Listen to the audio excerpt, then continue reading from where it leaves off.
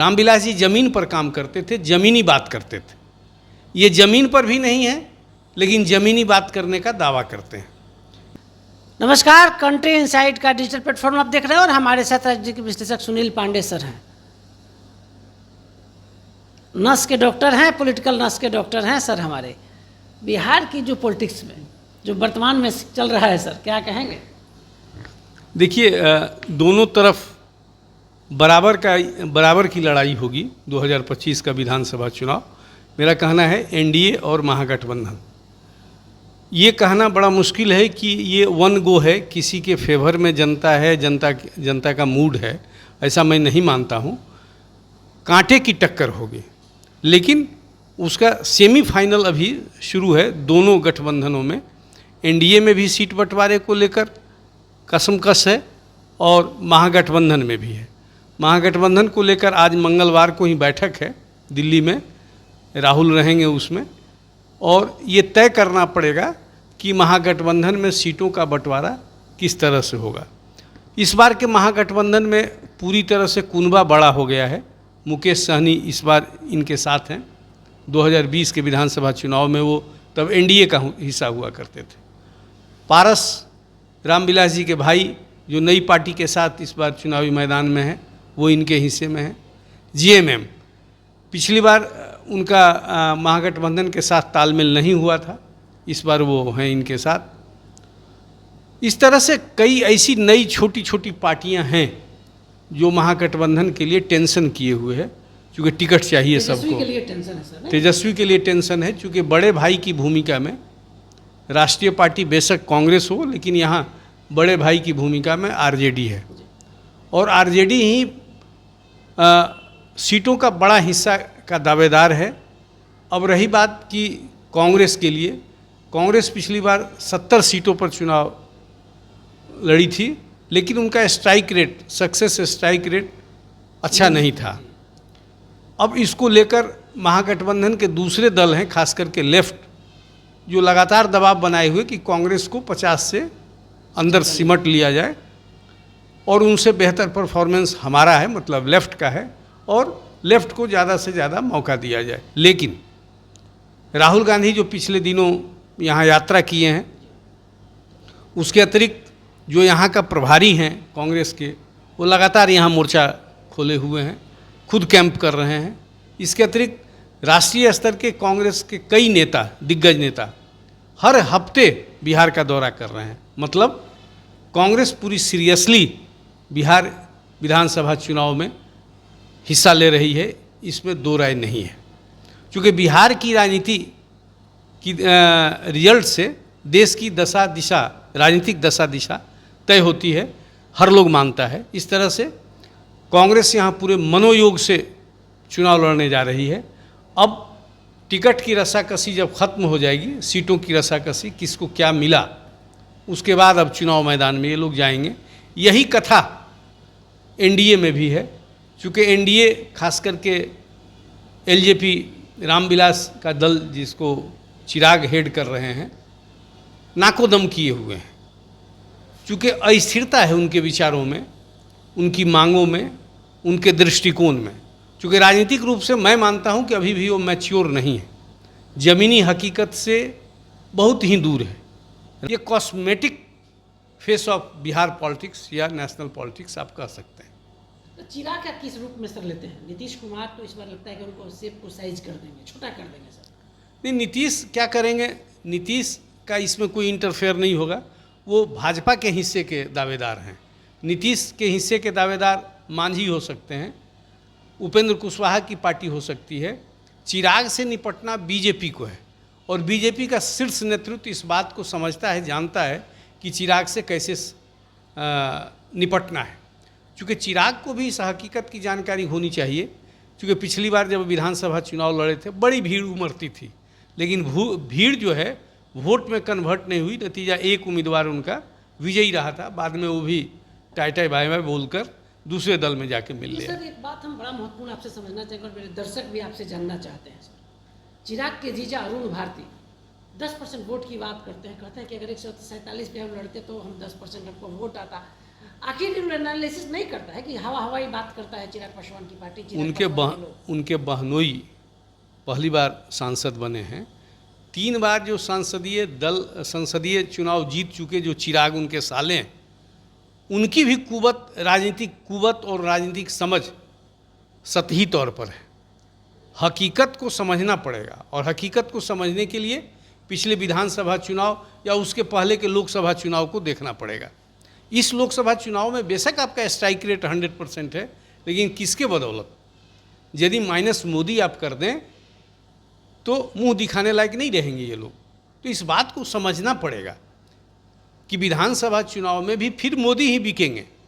नीतीश और मोदी की जोड़ी जो सुशासन की बात है, या बिहार में जो विकास दिख रहा है, विकास हुआ है, इससे कोई इनकार नहीं करता है।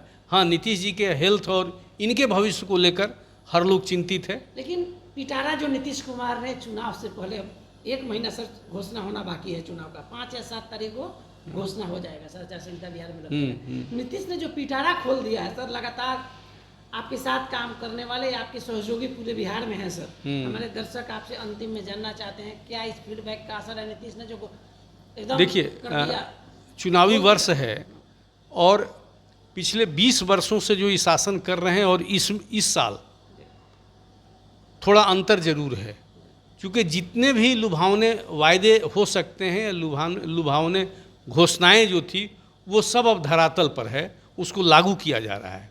महिला एक बहुत बड़ा वोटर वर्ग है नीतीश जी का। आप देखेंगे हर घोषणा के पीछे महिला शक्ति का आह्वान किया गया है। सबसे ज़्यादा यहाँ के यदि कोई लाभान्वित होने जा रहा है तो महिला वर्ग है, और महिला वर्ग किसी जाति धर्म की हो, मैं मानता हूँ कि नीतीश का वो स्लीपर सेल है, वो वोटर के तौर पर आप कहें, वो किसी की बात नहीं मानेगी, वो नीतीश जी को वोट देगी। शराबबंदी का मसला हो या कई ऐसी जीविका दीदी हो, नौकरी में रिजर्वेशन, पढ़ाई की तैयारी करने के लिए आर्थिक मदद, स्कूल से लेके साइकिल योजना पूरे देश में मशहूर है।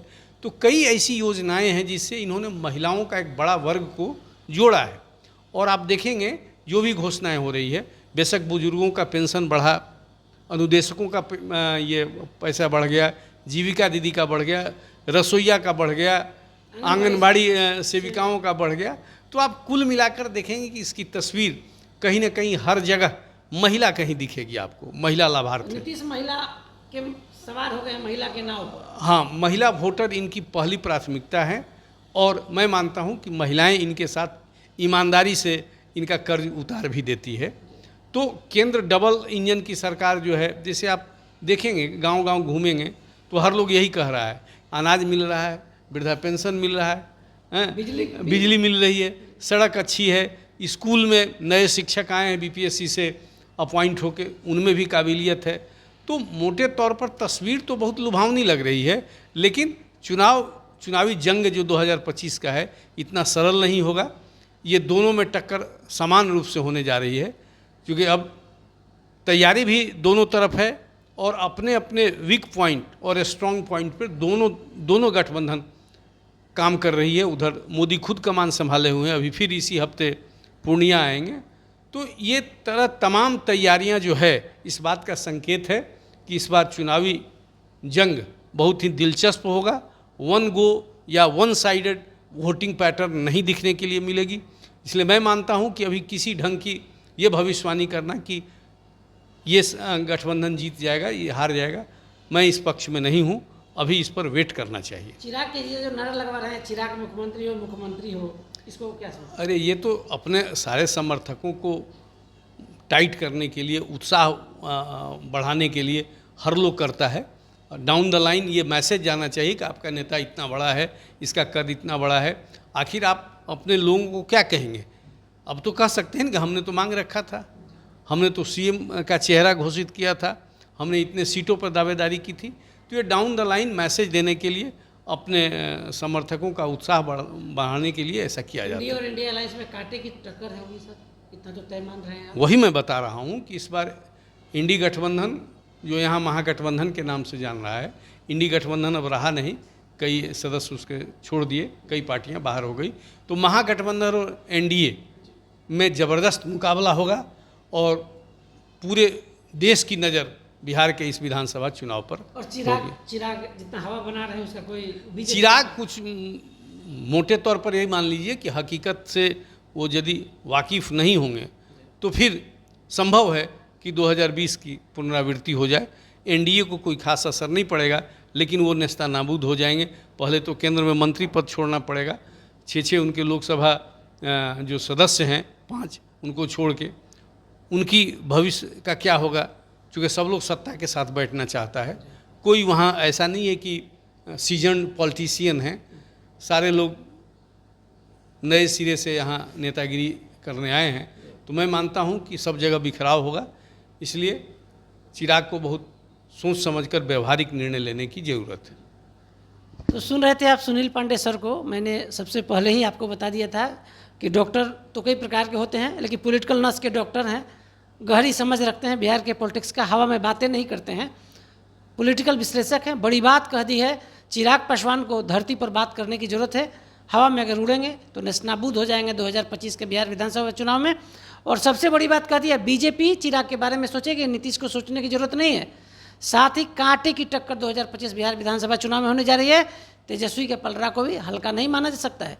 एक तरफ जहाँ नरेंद्र मोदी और नीतीश कुमार होंगे, दूसरी तरफ तेजस्वी के समर्थन में राहुल गांधी और अन्य लोग होंगे। राहुल का चुनाव प्रचार करना, एक लाइन में सर बताएंगे क्या फायदा होगा तेजस्वी? बिल्कुल बिल्कुल, तेजस्वी को हो चाहे ना हो, कांग्रेस को फायदा हुआ है, बूस्टर डोज है ये। चूँकि आरजेडी हमेशा ये दबाव बनाने की कोशिश करती है, या लेफ्ट भी, महागठबंधन के दूसरे जो घटक हैं, कि कांग्रेस का स्ट्राइक रेट बेहतर नहीं है, 70 सीटें इनको नहीं दिया जाए। तो ये जो राहुल का आना और यात्रा करना बूस्टर डोज हुआ है, मनोबल बहुत हाई है कांग्रेस का। कांग्रेस तेजस्वी को मुख्यमंत्री घोषित नहीं कर रही है। नहीं कर रही है, ये सोची साजी समझी रणनीति है। जल्दीबाजी किधर कहीं भी नहीं दिखाने की ज़रूरत है। तो मैं मानता हूं कि कांग्रेस भी पूरे मनोयोग से इस बार चुनाव बिहार में लड़ेगी। तो पहले कैसे कुछ चुनाव लड़ी है कांग्रेस, उसका तो रिजल्ट उसको दिखा है, लेकिन इस बार कांग्रेस पूरे मनोयोग से चुनाव लड़ रही है। बड़ी बात सर ने कह दी है। हमारे सहयोगी सन्नी के साथ कौशलेंद्र, पटना से।